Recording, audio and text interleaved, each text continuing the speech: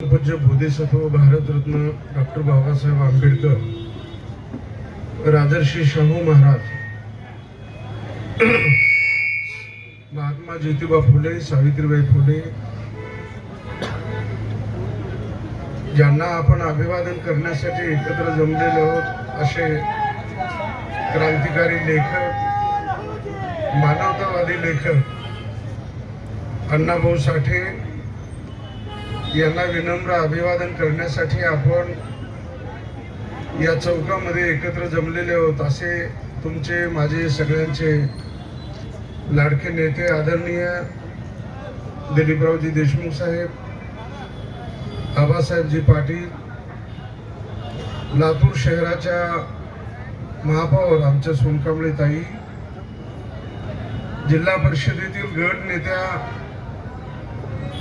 आमचे ज्येष्ठ भगिनी भिसेताई, अण्णारावजी पाटील, महाराष्ट्रातील थोर विचारवंत प्राचार्य माधवरावजी गादेकर सर, डॉक्टर देवणीकर साहेब, या जयंती मंडळाचे अध्यक्ष, माझी नगरसेविका आणि ज्येष्ठ आमच्या भगिनी महापुरीताई,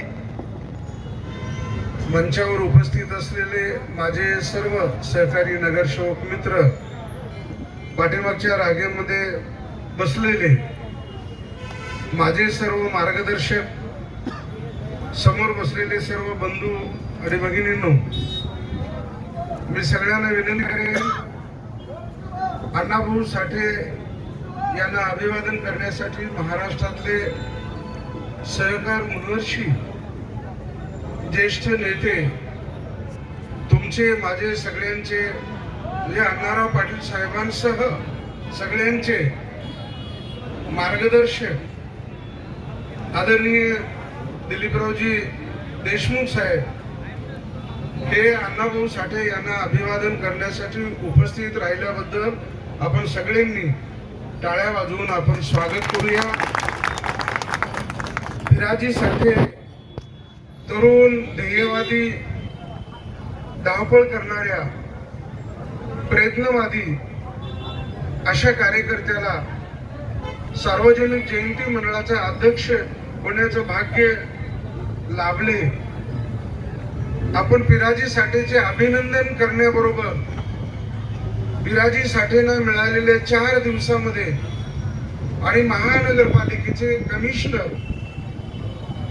बांधकाम, सभापती बांधकाम विभागाच्या आमचे अधिकारी यांनी पावसाची शक्यता गृहीत धरून जी व्यवस्था केली त्याबद्दल त्यांचे आपण ऋण व्यक्त केले पाहिजे। आदरणीय, आम्ही काल भेटायला गेलो तेव्हा आमचे नेते दिलीपरावजी देशमुख साहेब खूप व्यवस्थित बोलले, मार्गदर्शन केले, नेहमीच आम्हाला मार्गदर्शन करतात। तुम्हाला आम्हाला आपल्या प्रगतीच्या विषयी नेहमी मार्गदर्शन असतं। विकास भाऊ जे म्हणाले त्या पद्धतीने विकास भाऊ आदरणीय दिलीपराव देशमुख साहेबांसमोर आपण जाताना थोडं कमी गतीने चाललं पाहिजे। आपण आपल्या सगळ्या तरुण मंडळींना आपण सांगितलं पाहिजे की आपण काय बोलावं, कुठे बोलावं, कसं बोलावं। आपल्या नेतृत्वाविषयी आपल्या मनात सहज हृदयता असतेच, परंतु समाज केंद्रस्थानी ठेवून विचार करताना, नेत्याकडे जाताना काय घेऊन गेलं पाहिजे आणि कोणते प्रश्न पदरात पडतील याचा सातत्यानं विचार केला पाहिजे। बाबासाहेब आंबेडकरांनी तुमच्या माझ्या हातात संविधान दिलेलं आहे। संविधानाच्या अभ्यासातून समाजाच्या विकासासाठी आपण काम करत राहूया। अण्णाभाऊंनी किती कादंबऱ्या लिहिल्या, किती कथासंग्रह लिहिले, भारतात आणि परदेशामध्ये अण्णाभाऊचा काय लौकिक होता याविषयी हजारो पुस्तकं आणि कॅसेट्स बाजारात उपलब्ध झालेली आहे। हे लातूर शहर आहे, कर्नाटकच्या सीमेवरचा हा जिल्हा आहे, हे एकच शहर आहे महाराष्ट्रातलं की ज्या ठिकाणी आदरणीय देशमुख साहेबांच्या प्रेरणेमुळे, त्यांच्या आशीर्वादामुळे अण्णाभाऊचा हा चौक, अण्णाभाऊचा हा पुतळा जो दिमाखात उभा आहे, हे कुण्या एका समाजाचं, जातीचं अस्तित्व नसतं, प्रतीक नसतं.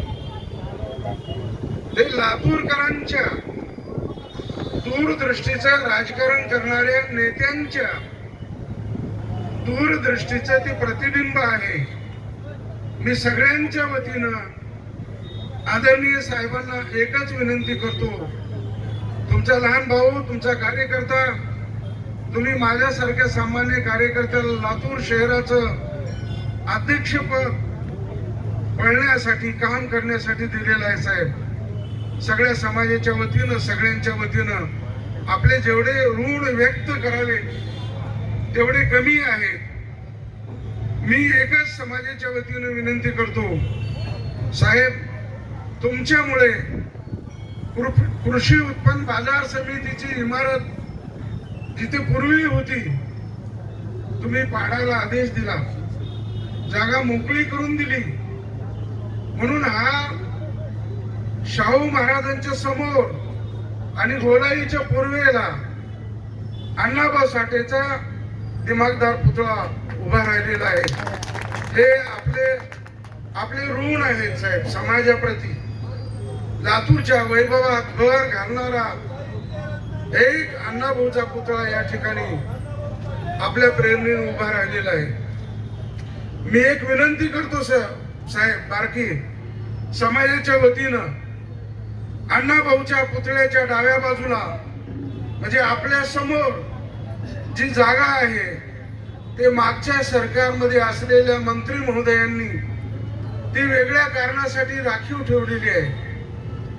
परमपूज्य बोधिसत्व भारतरत्न डॉक्टर बाबासाहेब आंबेडकरांच्या भव्य पुतळ्या शेजारी जशी मोकळी जागा आहे, अभिवादन करण्यासाठी हजारो लोक संध्याकाळी तिथे जमा होतात आणि एक चैत्यभूमीचं रूप लातूरला प्राप्त होतं. आपल्या आशीर्वादाने, आपल्या प्रेरणेने, आपल्या मार्गदर्शनाखाली आणि केवळ आपल्या बळावर आम्ही आपणास विनंती करतो, अण्णाभाऊच्या पुतळ्याच्या समोर असलेली जी जागा आहे ती मागच्या भाजपच्या सरकारने राखीव केलेली आहे. ती जागा मोकळी झाली साहेब, सुंदर गार्डन तयार करता येईल आणि माझा नेता उद्या आल्याच्या नंतर आम्हाला हजारो लोक समोरच्या मैदानात उभा राहून आदरणीय दिलीपरावजी देशमुख साहेब, आदरणीय अमित भैया देशमुख साहेब यांना सगळे हात उंच करून अभिवादन करतील. एवढी संधी या समाजाच्या प्रती आपण उपलब्ध करून द्यावी असे संपूर्ण समाजाच्या वतीनं काही लोक आपल्या समोर बोलतात, काही बोलत नाही साहेब, आपल्याला घाबरतात. ते मला पण आपण येण्याच्या पूर्वी मी इथं उभा राहिलो तेव्हा सगळे म्हणाले फक्त तुम्ही बोलू शकता सर, तुम्ही बोला, आम्हाला बोलता येत नाही साहेबांसमोर.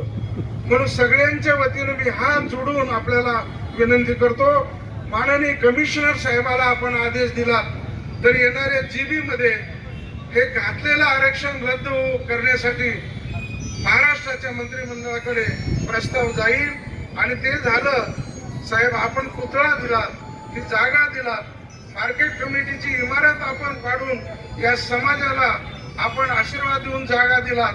आता उरलेली तेवढी जागा अण्णाभाऊच्या पुतळ्या शेजारी गार्डन करण्यासाठी द्यावं असं सगळ्याच्या वतीनं आपल्याला मी साष्टांग दंडवत करतो आणि माझ्या भाषणाला पूर्णविराम देतो. धन्यवाद.